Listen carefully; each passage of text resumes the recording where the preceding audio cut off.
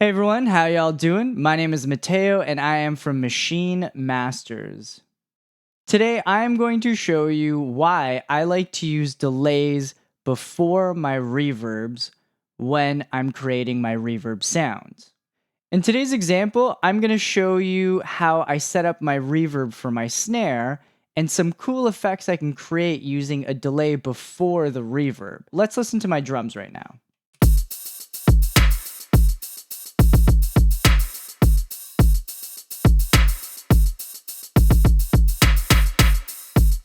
I really like the sound that I came up with. I think the reverb, that tail on the snare is quite nice. But I'm going to show you a cool way of manipulating sounds with reverb and delay, particularly on percussions. So first things first, let's set up our auxiliary track. I'm going to create a new reverb. I'm going to get rid of this one. So we're going to create a stereo auxiliary track. I'm going to call it drum reverb. Next, we're going to assign an input to the auxiliary track, which I'm going to choose bus 9 and 10 or send 9 and 10, however you want to call it.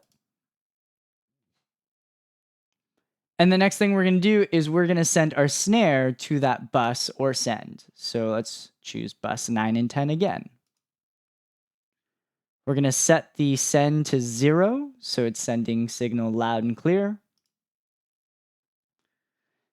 And by default, I like to open up a filter, a delay, and then my reverb plugin all in that order. So my filter of choice is McDSP's F202 filter. I absolutely love this filter. And I bring up the high pass filter to 300 hertz. I'm using a 12 decibel per octave roll-off or slope. And the reason why I do that is because reverbs get really messy, especially in the low end. So just to avoid getting some weird low end muddiness in your mix, just roll off the low frequencies. You don't need it unless it's for a specific effect. But if you want to maintain clarity and punch in the low end, remember to roll off a lot of that bass and low mid frequencies out of the reverb. The next thing we're going to do is pick our delay. So for many of you Maschine Masters community members, you should already have the Native Instruments delay replica. So that's what I'm going to use in this example. So that is going to be after our filter. Perfect. And I love using this delay because it has delay modes, which changes the character of the sound that goes through this plugin, which I really like, especially if I'm trying to get more of a different sound character out of my reverb. The last thing I'm going to open up is my reverb, and my reverb of choice at the moment is Exponential Audio's R2. I'm absolutely loving this reverb at the moment. It is very powerful and very versatile. And for this particular snare, I use the large hall algorithm their hall algorithm, set it to large hall, and I chose the large mid hall too. I also added or increased the chorusing effect because I really liked it. I think I brought it up to about 70.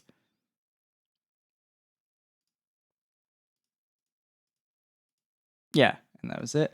And I increased the pre-delay a bit. All right, and before we start playing with the delay, I'm going to actually deactivate it first because I want to hear what my reverb is doing to the snare. So let's solo the snare and the reverb.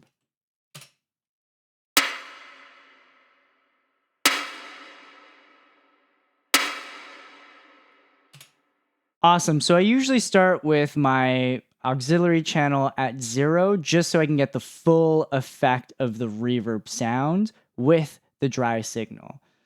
Now, I like how it sounds because it's adding some nice crisp top ends and widening the snare quite a bit. So it really adds this brightness to it in fullness.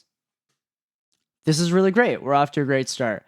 Now, the thing is, for many of you out there, you may have never actually touched the pre-delay function on your reverb. And in fact, some reverb units don't even have pre-delay, which I find very odd. So just to kind of do an overview, a quick overview of what pre-delay is very important because what this does is it delays the dry signal from the early reflections. And what that means is basically if you have your pre-delay to 0, you're going to get the reverb coming in right on top of the dry signal right away. And what this tends to do is it tends to smear the dry signal a bit, soften it a little bit. So for many of you, if you've ever used reverb on a sound and felt that it softened it too much, that's probably because you had no pre-delay on it. So by increasing the pre-delay, and it's measured in milliseconds, you're delaying the reverb by that many milliseconds.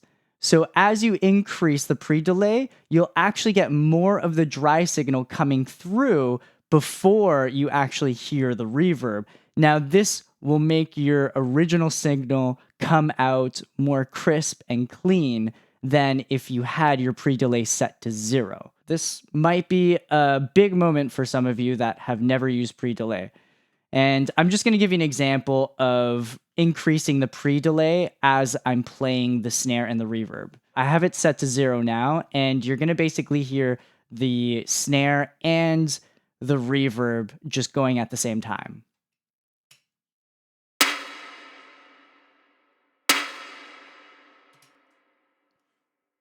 Cool. And now I'm going to increase the pre-delay while I'm pressing play.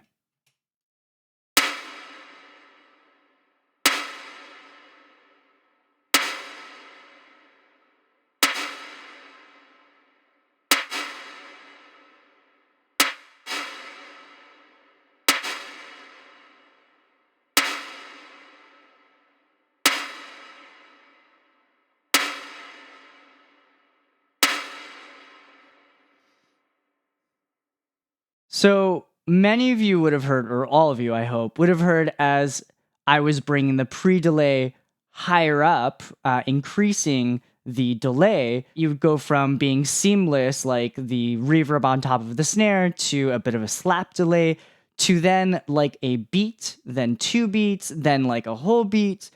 And some of you might have instantly made the connection like, whoa, you can use this as an effect.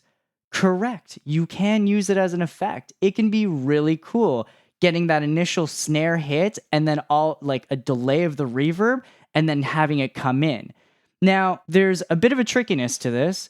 Because it's in milliseconds, you're going to have to actually work out the tempo of the song in milliseconds. So if you want to time the reverb to the beat of the song. And for those of you out there that don't know how to turn your BPM into milliseconds, the straightforward calculation is 60,000 divided by your tempo. So the tempo of this song is 105 and 60,000. And if you're wondering where 60,000 comes from, 60,000 is how many units there are in 60 seconds. So 1 second is 1,000 milliseconds. So in a minute, that's 60,000 milliseconds. So that's where the 60,000 comes from. To get, say, a quarter beat for a song that's 105 tempos here, so that's 60,000 divided by 105, that's, I think, roughly 570-ish, 571. So I'm going to bring it up to around 570-ish. Oh, it rounds up to 550. That's fine. So let's listen to it.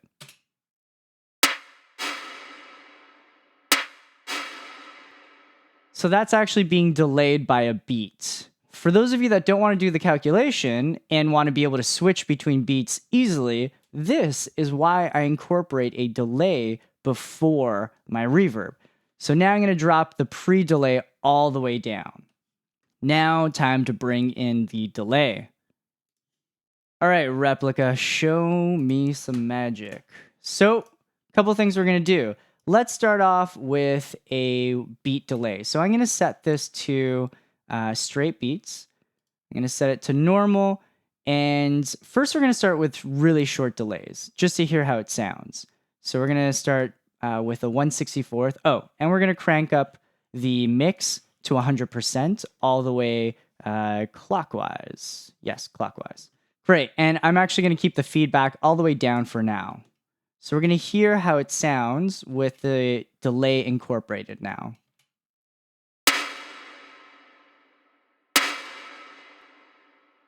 Now you're not really hearing it because it's such a short delay, so let's increase it to 1/32 notes.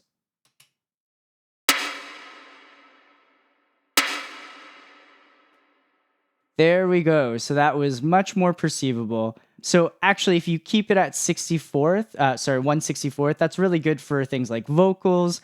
So it's just out of the way of the vocals and most things in general. It'll maintain more of the clarity in the dry signal. But if you want to start creating effects with the reverb, then by all means increase how long you want the delay.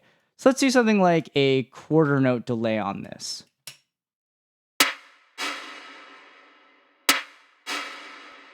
Cool. And let's hear how that sounds with the song.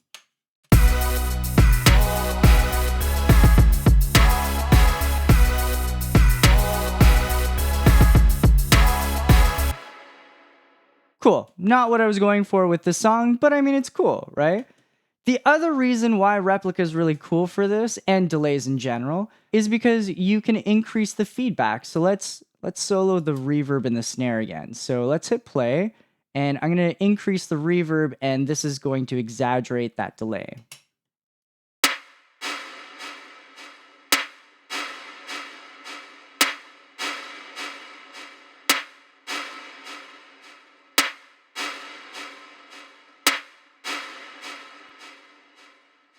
And maybe I want to do eighth notes. No, I like quarter notes better. And let's try that with the song.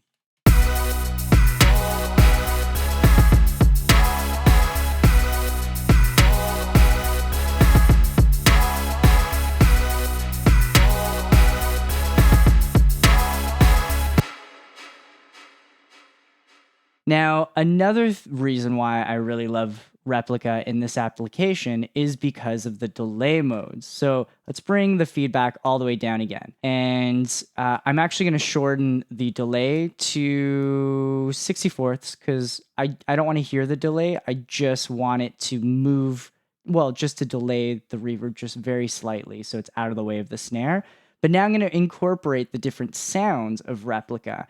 And this is great if you want to add more character to your reverb sound, but not necessarily to the snare. So right now in modern, the reverb sounds very clean.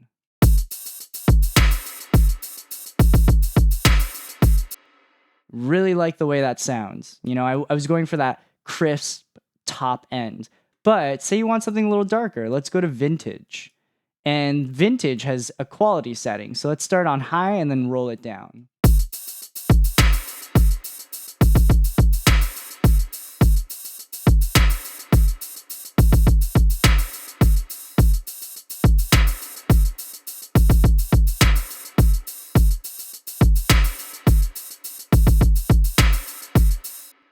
I absolutely love that.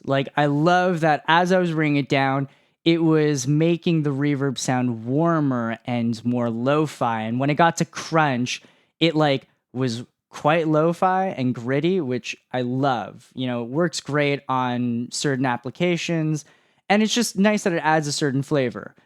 Now with diffusion, that's kind of like its own reverb. And this is probably a little too much because it becomes almost like reverb on reverb action.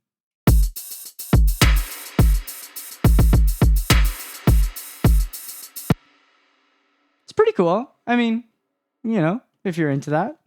So yeah, like I said, reverb on reverb action. Now let's go back to vintage delay, or actually modern. I'm liking the clean sound for the snare. The other thing you can do is incorporate phaser on it.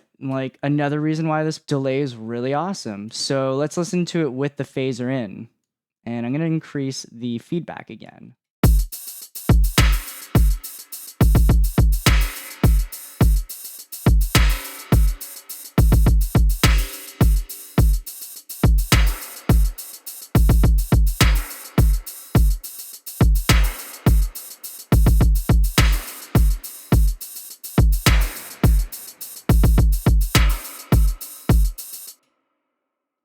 I mean, like it sounds so cool. I love it. And I mean, just to get an idea of how much it's changing the sound, I'm going to remove the reverb just so you can hear the delay on its own. So this is what, the modern delay with the phasing and the feedback sounds like without the reverb.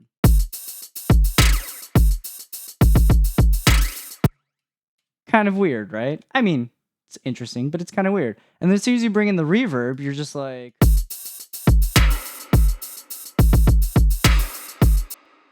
Yeah, that's kind of funky in a good way. There's a few reasons why you should probably start incorporating delays before your reverb. Just super convenient, saves you on having to figure out the math for the milliseconds for the BPM of your song to set up the pre-delay, and adding character and other cool effects. Awesome. I hope this helps to inspire some ideas in your music making process. Enjoy.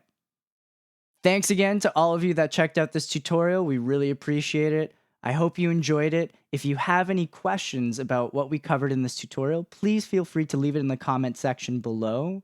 Also, if you have any suggestions for future tutorials, also leave that in the comment section below. As always, please like and share this video and subscribe to Maschine Masters to keep up with all our latest tutorials. Thank you, everyone. Have a great day.